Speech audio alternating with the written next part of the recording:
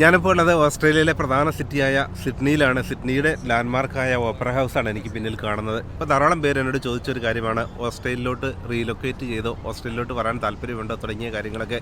ഓസ്ട്രേലിയയിലോട്ട് എത്താനായിട്ട് ധാരാളം ചാൻസ് എനിക്കുണ്ടായിരുന്നു. ഓസ്ട്രേലിയയിലോ അമേരിക്കയിലോ കാനഡയിലോ സെറ്റിൽ ചെയ്യാനുള്ള ഓപ്ഷനുകൾ ഉണ്ടായിരുന്നുവെങ്കിലും UK തന്നെയാണ് ഞാൻ സെലക്ട് ചെയ്തത്. ഇനി ഫ്യൂച്ചറിലാണെങ്കിലും മറ്റൊരു രാജ്യത്തേക്ക് സെറ്റിൽ ചെയ്യാൻ റീലൊക്കേറ്റ് ചെയ്യാൻ പ്ലാൻ ഉണ്ടോ എന്ന് പലരും ചോദിച്ചു ഈയിടെയായിട്ട്. പ്രത്യേകിച്ച് ഞാൻ ഓസ്ട്രേലിയയിൽ കുറച്ച് നാൾ താമസിച്ച സമയത്ത് ഒരു കാരണവശാലും UK നിന്ന് മറ്റൊരു രാജ്യത്തേക്ക് ഇനി റീലൊക്കേറ്റ് ചെയ്യാനായിട്ട് എനിക്ക് തീർച്ചയായിട്ടും താല്പര്യമില്ല. കാരണം ലണ്ടനിലാണ് കുറേ കാലമായി താമസിക്കുന്നത്. ലണ്ടൻ ഉൾപ്പെടെയുള്ള സ്ഥലങ്ങളിൽ താമസിക്കുന്നവർക്ക് സിഡ്നിയിൽ വരികയാണെങ്കിൽ വലിയൊരു ഡിഫറൻസ് നമുക്ക് ഫീൽ ചെയ്യില്ല എന്നുള്ളതാണ് യാഥാർത്ഥ്യം. കാരണം അതേപോലൊരു സെറ്റിംഗ്സ് തന്നെയാണ് സിഡ്നിയിലും ഉള്ളത്. വലിയൊരു വ്യത്യാസമില്ല. വെതറിൻ്റെ കാര്യത്തിൽ മാത്രമാണ് ആ ഒരു ചേഞ്ച് നമുക്ക് ഫീൽ ചെയ്യുള്ളൂ. ഇപ്പോൾ ഇവിടെ ഏകദേശം വിൻ്റർ അടുക്കുകയാണ്. ഈ സമയത്ത് നല്ലൊരു വെതറാണ് ഇവിടെയുള്ളത്. 16-17 ഡിഗ്രിയാണ് താപനില. ഏറ്റവും നല്ല പ്ലസൻ്റ് ആയിട്ടുള്ള ഒരു കാലാവസ്ഥ, നല്ല വെയിലുള്ള കാലാവസ്ഥ. ഇത് ഏറ്റവും പ്രധാനപ്പെട്ട ടൂറിസ്റ്റ് അട്രാക്ഷൻ ആയതുകൊണ്ട് തന്നെ 10 മില്യണിലധികം വിദേശ ടൂറിസ്റ്റുകൾ വിസിറ്റ് ചെയ്യുന്ന ലാൻഡ്മാർക്ക് കൂടിയാണ് എനിക്ക് പിന്നിൽ കാണുന്ന ഓപ്പറ ഹൗസ്. എല്ലായിടത്തും നല്ല ബ്യൂട്ടിഫുൾ ആയിട്ട് മെയിൻറ്റെയിൻ ചെയ്തിരിക്കുന്നു. നല്ല അട്രാക്റ്റീവ് ആയിട്ടുള്ള പ്ലേസ് ആണ്. ഇപ്പോൾ ഓസ്ട്രേലിയയിലോട്ട് ധാരാളം പേര് ഓസ്ട്രേലിയയിലോട്ട് റീലൊക്കേറ്റ് ചെയ്യുന്നൊരു സമയമാണ്, പ്രത്യേകിച്ചും ഹെൽത്ത് കെയർ പ്രൊഫഷണൽസിൻ്റെ കാര്യത്തിൽ. ഇപ്പോൾ ഏതൊരു രാജ്യത്തേക്ക് നമ്മൾ റീലൊക്കേറ്റ് ചെയ്യുമ്പോഴും അവിടെ കുറച്ച് നാൾ വന്ന് താമസിച്ച് എക്സ്പീരിയൻസ് ചെയ്തതിന് ശേഷം വരികയായിരിക്കും ഏറ്റവും സജസ്റ്റീവ് ആയിട്ടുള്ളത്. ഇപ്പോൾ കുറേ നാൾ ഞാൻ മെൽബണിലും സിഡ്നിയിലും താമസിച്ചതിൻ്റെ അടിസ്ഥാനത്തിൽ ഇവിടുത്തെ ലൈഫ് സ്റ്റാൻഡേർഡുകളും ജീവിത രീതികളെക്കുറിച്ചൊക്കെ പഠിക്കാനായിട്ട് സാധിച്ചു. ധാരാളം മലയാളി ഫാമിലിയുമായിട്ട് സംസാരിക്കാൻ കഴിഞ്ഞു. UK നിന്ന് വന്നിട്ടുള്ള ബഹുഭൂരിപക്ഷം പേരും പറഞ്ഞത് അവർക്ക് UK മിസ് ചെയ്യുന്നു എന്ന് തന്നെയാണ്. UK തണുപ്പുള്ള ക്ലൈമറ്റ് ആണെങ്കിലും ഇപ്പോൾ യാത്രയൊക്കെ ഇഷ്ടപ്പെടുന്നവരെ സംബന്ധിച്ചിടത്തോളം ഏറ്റവും നല്ലൊരു സെൻട്രൽ പ്ലേസ് ആണ് UK. ചുറ്റുവട്ടത്തായി യൂറോപ്യൻ രാജ്യങ്ങൾ, ഇപ്പോൾ അയർലൻഡിലോട്ടോ ഫ്രാൻസിലോട്ടോ ഇറ്റലിയിലോട്ടോ ജർമ്മനിയിലോട്ടോ സ്വിറ്റ്സർലൻഡിലോട്ടോ സ്പെയിനിലോട്ടോ ഒക്കെ പോകണമെങ്കിൽ നമുക്ക് പെട്ടെന്ന് തന്നെ യാത്ര ചെയ്യാനായിട്ട് പറ്റും. ഓസ്ട്രേലിയ വലിയൊരു രാജ്യമാണ്, വലിയ സാമ്പത്തിക ശക്തിയാണ്.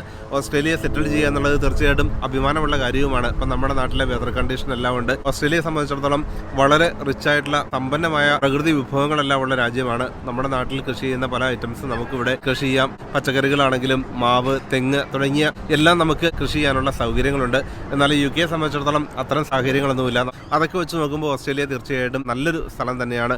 അതുകൂടാതെ ജനങ്ങളൊക്കെ വെൽക്കമിംഗ് ആണ്. മുൻപൊക്കെ കുറേ പ്രോബ്ലംസ് ഒക്കെ ഓസ്ട്രേലിയയിൽ റിപ്പോർട്ട് ചെയ്തിരുന്നുവെങ്കിൽ ഇപ്പോൾ വളരെ വെൽക്കമിംഗ് ആയിട്ടുള്ള യാതൊരു തരത്തിലുള്ള അബ്യൂസുകൾക്കും സ്ഥാനമില്ലാത്ത രാജ്യം തന്നെയാണ് ഓസ്ട്രേലിയ. കുറച്ച് നാൾ മെൽബണിൽ താമസിച്ചു. അതിനുശേഷം ഇപ്പോൾ സിഡ്നിയിലാണുള്ളത്. ഇപ്പോൾ സിഡ്നിയിൽ താമസിച്ചപ്പോൾ തീർച്ചയായിട്ടും നമുക്ക് വളരെ നല്ലൊരു അറ്റ്മോസ്ഫിയറാണ് എനിക്കിവിടെ ഫീൽ ചെയ്ത്. ഇപ്പോൾ ഓട്ടം സമയമാണ്. ഇവിടെ ധാരാളം പാർക്കുകളും അതുപോലെ സ്ട്രീറ്റുകളൊക്കെ വെൽ മെയിൻറ്റൈൻഡ് ആയിട്ടുള്ള ഒരു സ്ഥലമാണ്. യാത്ര ഇഷ്ടപ്പെടുന്നവരാണ് മലയാളികൾ. ഇപ്പോൾ UK വന്നിട്ടുള്ളവരെ സംബന്ധിച്ചിടത്തോളം PR-ഉം സിറ്റിസൺഷിപ്പും ഒക്കെ കിട്ടിയതിന് ശേഷം നമുക്ക് ഇഷ്ടമുള്ള രാജ്യങ്ങളിലോട്ട് കുറേ നാൾ താമസിക്കാനൊക്കെയുള്ള ഓപ്ഷനാണ് ബ്രിട്ടീഷ് പാസ്പോർട്ടിലൂടെ നമുക്ക് ലഭിക്കുക. ഇപ്പോൾ എന്നെ സംബന്ധിച്ചിടത്തോളം ഞാൻ നഴ്സിംഗ് ജോലിയാണ് ചെയ്തുകൊണ്ടിരുന്നത്. UK വന്നതിന് ശേഷം ഓപ്പറേഷൻ തിയേറ്ററിൽ ജോലി ചെയ്തു. സീനിയർ സ്ക്രബ് നേഴ്സായിട്ട് ജോലി ചെയ്തു. കോർഡിനേറ്ററായിട്ട് മാറി. അതിനുശേഷം ഞാൻ ജോലി റിസൈൻ ചെയ്ത് എൻ്റെ സ്വന്തം ബിസിനസ്സിലോട്ട് ഞാൻ മാറുകയായിരുന്നു. ആദ്യമായിട്ട് വീഡിയോ കാണുന്നവരാണെങ്കിൽ ഞാൻ ഫൈനാൻഷ്യൽ മാനേജ്മെൻറ്റിൻ്റെ ലെക്ചറായിരുന്നു, അക്കൗണ്ടൻസി ആയിരുന്നു ഞാൻ മെയിനായിട്ട് പഠിപ്പിച്ചുകൊണ്ടിരുന്നത്. അതിനുശേഷമാണ് പിന്നീട് നഴ്സിംഗ് ഫീൽഡിലോട്ട് മാറിയതും ലണ്ടനിൽ NHS ഹോസ്പിറ്റലിൽ കുറേ കാലം ജോലി ചെയ്തതും. അതിനുശേഷം ആ ജോലി റിസൈൻ ചെയ്ത് ബിസിനസ്സിലോട്ട് മാത്രമായിട്ട് ഞാൻ കോൺസെൻട്രേറ്റ് ചെയ്തു. പിന്നീട് വീടിൻ്റെ മോർഗേജൊക്കെ അടച്ചു തീർന്നതിന് ശേഷമാണ് ഞാൻ റിസൈൻ ചെയ്തതും കൂടുതൽ രാജ്യങ്ങൾ ഓരോ മാസവും ഓരോ രാജ്യങ്ങൾ വിസിറ്റ് ചെയ്യാനായിട്ട് ആരംഭിച്ചതും. ഓസ്ട്രേലിയയിലും അമേരിക്കയിലും കാനഡയിലും ഒക്കെ കുറേ നാൾ താമസിക്കാനായിട്ട് കഴിഞ്ഞതിൻ്റെ അടിസ്ഥാനത്തിൽ റീലൊക്കേറ്റ് ചെയ്യാൻ ആഗ്രഹമുള്ളവരോട് പറയാൻ ആഗ്രഹിക്കുന്നത്, തീർച്ചയായിട്ടും നിങ്ങൾ എവിടെയാണോ സെറ്റിൽ ചെയ്യാൻ ആഗ്രഹിക്കുന്നത് അവിടെ റീലൊക്കേറ്റ് ചെയ്യുന്നതിന് മുൻപായി അവിടെ പോയി കുറേ നാൾ താമസിക്കുക. UK ബ്രിട്ടീഷ് പാസ്പോർട്ട് കിട്ടുന്നത് വരെയെങ്കിലും UK നിൽക്കുക. അതിനുശേഷം നിങ്ങൾക്ക് ഇഷ്ടമുള്ള രാജ്യത്ത് പോയി താമസിക്കാനുള്ള ഓപ്ഷനുണ്ട്. ഓസ്ട്രേലിയയിലോ അമേരിക്കയിലോ കാനഡയിലോ ഒക്കെ നമുക്ക് പോകണമെങ്കിൽ ബ്രിട്ടീഷ് പാസ്പോർട്ട് ഉണ്ടെങ്കിൽ നമുക്ക് പോകണമെങ്കിൽ പ്രത്യേകിച്ച് വിസയൊന്നും ആവശ്യമില്ല. Electronic travel authorisation form just fill ചെയ്താൽ മാത്രം മതി. നമുക്ക് അപ്പോൾ തന്നെ അത് സാങ്ഷനായി കിട്ടും. ഈ രാജ്യങ്ങളിലോട്ടൊക്കെ നമുക്ക് ട്രാവൽ ചെയ്യാനും താമസിക്കാനുമുള്ള ഓപ്ഷനാണ് നമുക്ക് ലഭിക്കുക, ഒരു ടൂറിസ്റ്റ് ആയിട്ട്. ഇനി ജോലി കിട്ടണമെങ്കിൽ മറ്റ് പ്രോസസ്സിങ്ങും ഓപ്ഷനുകളും എല്ലാം ഉണ്ട്.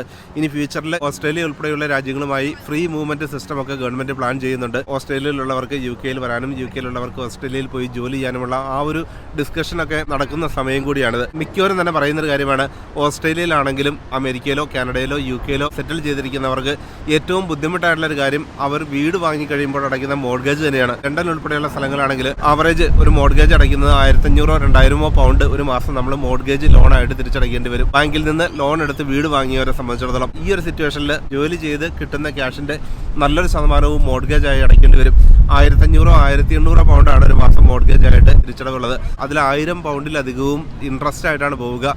പകുതി ക്യാഷ് പോലും നമ്മളുടെ മെയിൻ എമൗണ്ടിലോട്ട് അവർ ക്രെഡിറ്റ് ചെയ്യുന്നില്ല. ഞാൻ വീട് വാങ്ങി 7 വർഷം കഴിഞ്ഞപ്പോൾ ആ സ്റ്റേറ്റ്മെന്റ് എടുത്ത് നോക്കിയപ്പോഴാണ് മനസ്സിലായത് അത്രയും നാളും അടച്ച ക്യാഷിന്റെ ചെറിയൊരു ശതമാനം മാത്രമാണ് മെയിൻ എമൗണ്ടിലോട്ട് അവർ ക്രെഡിറ്റ് ചെയ്തിട്ടുള്ളൂ.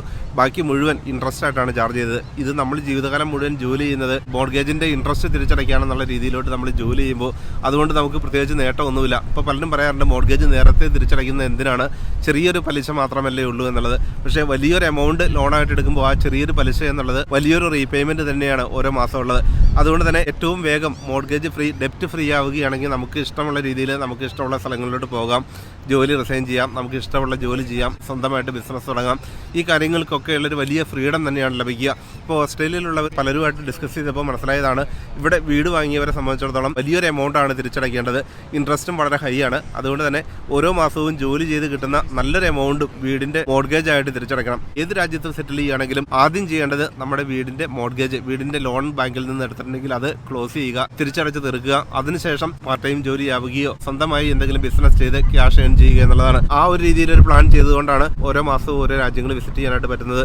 എല്ലാവർക്കും കഴിയുന്നൊരു കാര്യമാണ്. ഇപ്പം ഞാൻ ലണ്ടനിൽ വന്നതും അവിടെ ജോലി ചെയ്തതും വീട് വാങ്ങിയതും വീടിന്റെ മോർഗേജ് തിരിച്ചടച്ചതും ഒക്കെ തീർച്ചയായിട്ടും ആ ഒരു ഫൈനാൻഷ്യൽ പ്ലാനിങ്ങോട് കൂടി തന്നെയാണ്. എല്ലാവർക്കും തന്നെ അത്തരം രീതിയിൽ ഫൈനാൻഷ്യൽ പ്ലാനിങ് നടത്തിക്കൊണ്ട് തീർച്ചയായിട്ടും നമുക്ക് കടത്തിൽ നിന്ന് ഒഴിവാകാം.